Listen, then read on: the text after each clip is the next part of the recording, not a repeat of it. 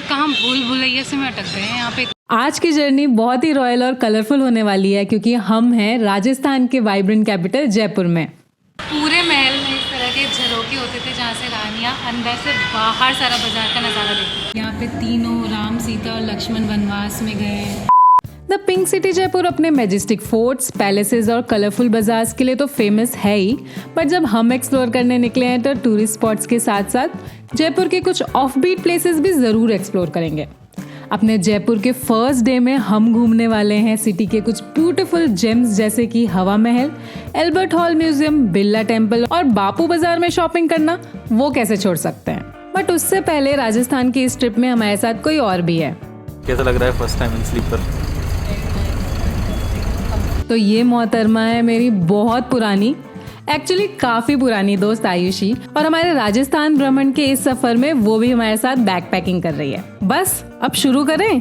तो इस खिलखिलाते चेहरे का राज ये है कि ये मोहतरमा पहली बार स्लीपर बस में ट्रैवल कर रही हैं। और हाँ, भले ही हम 30 साल के होने वाले हैं, पर ये छोटी छोटी नई चीज़ें अभी भी हमें एक्साइट करती हैं। और ऐसा ही एक एक्सपीरियंस था फर्स्ट टाइम हॉस्टलर के डॉम में स्टे करना। आपको मजाक ज़रूर लगेगा, बट यहाँ रूम मिलना कोई सरकारी नौकरी लगने से कम नहीं है। एटलीस्ट इन्होंने हमसे 4-5 पेज के फॉर्म्स तो ऐसे ही भरवाए। Jaipur trip begins. खैर, यहाँ का चेक इन 2 बजे था, बट हम कहाँ रुकने वाले थे। हमने कॉमन रूम का बाथरूम यूज किया, रेडी हुए और निकल गए सिटी को एक्सप्लोर करने। तो यार आज जयपुर के हवा महल के सामने की मार्केट हम एक्सप्लोर कर रहे हैं और बिल्कुल थोड़ा जैसे पुरानी ओल्ड मार्केट होती है ना, चाहे बनारस बोल लो या चांदनी चौक बोल लो, वैसा फील है, बट ज़्यादा कलरफुल है यहाँ पे।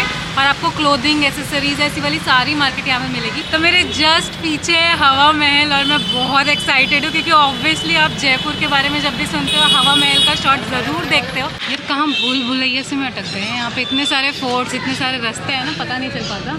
चलो देखते हैं, खोजते हैं। तो हवा महल का स्ट्रक्चर जो आपको बाहर दिखता है उसकी राइट साइड में अंदर गली को जाती है और वहाँ से आपकी एंट्री होती है। तो बेसिकली आपको जयपुर घूमने के लिए कहीं भी एक जगह आप फोर्ट में जाएं, वहाँ से आप कंपोजिट टिकट ले सकते हैं जिसमें 9 फोर्ट्स और गार्डन्स कवर्ड होते हैं। वो आपको सस्ती पड़ेगी ऑब्वियसली, क्योंकि आप अलग अलग जगह का लोगे तो वो आपको महंगा पड़ेगा।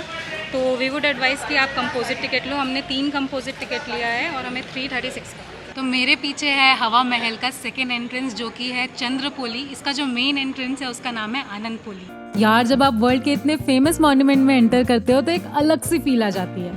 हम यहाँ का कोई भी सेक्शन मिस नहीं करना चाहते थे और जब हम रैंप से फर्स्ट फ्लोर में आए तो यहाँ की कलरफुल और ब्यूटीफुल विंडोज को देखकर हमारी आंखें खुली की खुली रह गई। तो अभी हम आ गए हैं हवा महल के फर्स्ट फ्लोर पे जहाँ पे बहुत ही कलरफुल विंडोज़ हैं और बहुत ज़्यादा हवा आ रही है, ब्रीजी हो रहा है। हवा महल को 1799 में आर्किटेक्ट लालचंद उस्ताद ने डिजाइन तो किया, पर क्या आपको पता है कि इस ब्यूटीफुल पिंक सिटी का पर्पस क्या था? रुको मैं बताती हूँ। तो ये जाली वर्क 2 मेन पर्पस सॉल्व करती थी। पहला, राजस्थान के इतने हॉट क्लाइमेट में ये झरोखों से ठंडी हवा पास होती थी, और दूसरा ये है कि पूरे महल में इस तरह के झरोखे होते थे जहाँ से रानियाँ अंदर से बाहर सारा बाजार का नज़ारा देखती। तो इस तरीके की क्यूट विंडोज़ होती थी जहाँ से रानी बाहर देखती थी। तो वो सामने है जो मेन फ्रंट साइड है एंड अभी हम उसके बैक साइड में। उदयपुर के कंपैरिजन में जयपुर में बहुत गर्मी थी। अब समझ में आ रहा है कि 17वीं सेंचुरी में बना आर्टिफिशियल लेक्स उदयपुर सिटी के लिए कितने इम्पोर्टेंट है।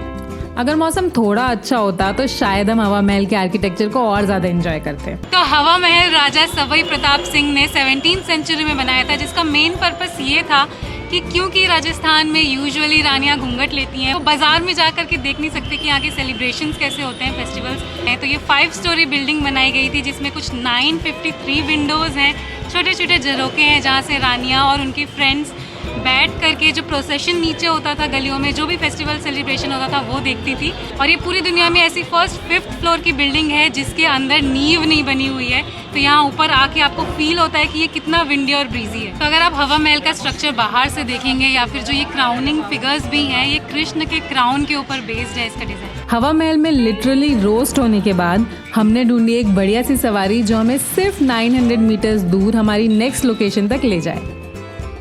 तो अब हम आ गए हैं जयपुर की एक बहुत ही फेमस टूरिस्ट स्पॉट जो कि है सेंट्रल म्यूजियम, या फिर आप इसको एल्बर्ट हॉल भी बोल सकते हैं।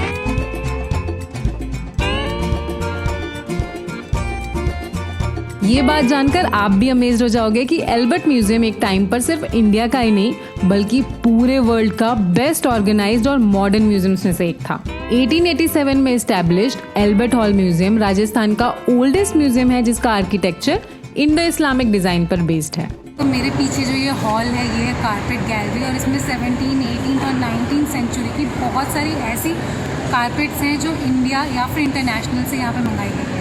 और एल्बर्ट हॉल के अंदर कैमरा लाना अलाउड नहीं है, तो हम यहाँ पे जो भी शूट कर रहे हैं वो अपने फ़ोन से ही शूट कर रहे हैं। हमने काफ़ी सारे म्यूजियम्स विजिट किए हैं बट मानना पड़ेगा यहाँ का कलेक्शन बहुत ज़्यादा वास्ट है।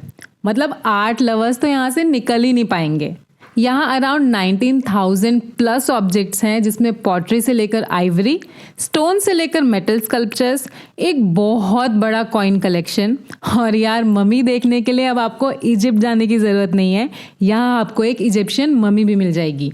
इंडिया के स्टोन और मेटल स्कल्पचर्स में जनरली महाभारत, रामायण या अलग अलग पुराण के इंस्टेंसेस डिपिक्ट करते थे और ये मेटल शील्ड उसका बेस्ट एग्जाम्पल है। रामायण का डिपिक्शन है शील्ड में, जैसे कि रावण हरण कर रहा है सीता जी का और जटायु देख रहा है। यहाँ पे तीनों राम, सीता और लक्ष्मण वनवास में गए हैं। यहाँ पे वो देखो ऊपर वो पुष्पक विमान में लेकर के जा रहा है। यहाँ पे लड़ाई हो गई है, सब वानर सेना जा रही है। लड़ाई वो देखो हनुमान ने इसको क्या कहते हैं, संजीवनी बूटी। यस, हनुमान संजीवनी बूटी लेकर के जा रहे हैं। एल्बर्ट हॉल में देखने के लिए इतना कुछ था कि हम वहाँ घंटों घूम सकते थे। दूसरा रीज़न ये भी था कि बाहर बहुत गर्मी थी और म्यूजियम में एसी था, पर जहाँ हम नेक्स्ट जाने वाले हैं उसे एसी रूम में बैठकर एक्सपीरियंस नहीं किया जा सकता। हमने जयपुर में सनसेट पॉइंट्स गूगल किए और सिटी से 10 किलोमीटर दूर गलताजी हिल्स नाम की एक लोकेशन हमें मिली।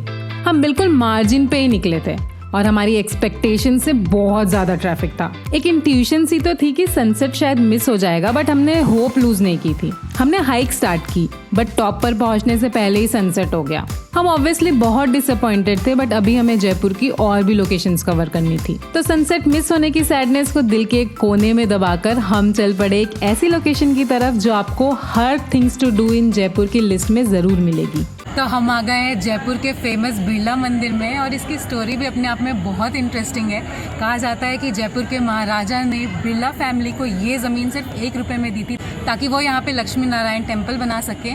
बिरला मंदिर को लक्ष्मी नारायण टेम्पल के नाम से भी जाना जाता है और इसके अंदर लक्ष्मी और नारायण की मूर्ति है। वैसे तो यहाँ कैंपस के अंदर फोटोग्राफी अलाउड नहीं है, बट वी ट्राई हार्ड कि हम जितना भी आपको दिखा पाएँ। तो बिरला फैमिली ने इस टेम्पल का कंस्ट्रक्शन 1977 में स्टार्ट किया था, जो कि 1988 तक चला। ये पूरा स्ट्रक्चर सिर्फ वाइट मार्बल से ही बना है। वैसे तो ये टेम्पल एक हिंदू टेम्पल है, बट इसके बाहर आप क्राइस्ट, जैन और बुद्धिस्ट गॉड्स की पेंटिंग्स भी देख पाएंगे।